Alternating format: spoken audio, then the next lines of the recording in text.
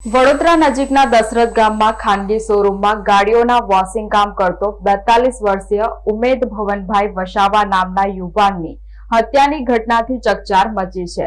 અગમ્ય કારણોસર અજાણ્યા શખ્સોએ હત્યા કરી હોવાની પ્રાથમિક આશંકા વ્યક્ત કરવામાં આવી રહી છે।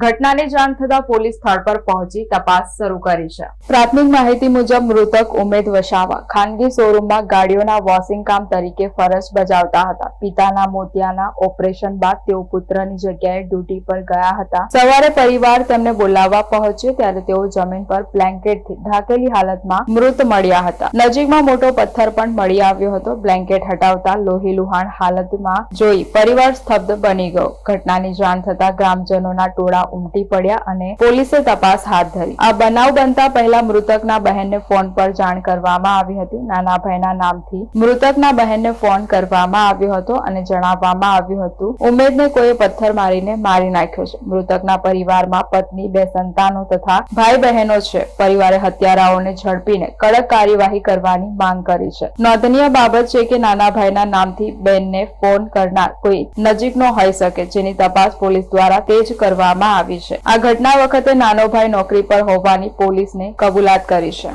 મરણ પામેલ કોણ છે તમારા? મારા ભાઈ છે અને શું બનાવ? હા, નોકરી કરતા હતા। મારા પપ્પાને ઠેકોને એવા આવતા હતા। મારા પપ્પા નોકરી કરતા હતા એટલે પપ્પાનું ઓપરેશન કરાયું છે એટલે એવા 2 દિવસ હું આવે છે। બરાબર।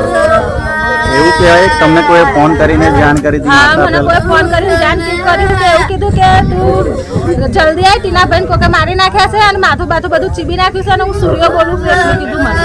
મારા નાના ભાઈનું નામ આવ્યું એવું છે? પછી એનો ફોન જ કાપી નાખ્યો।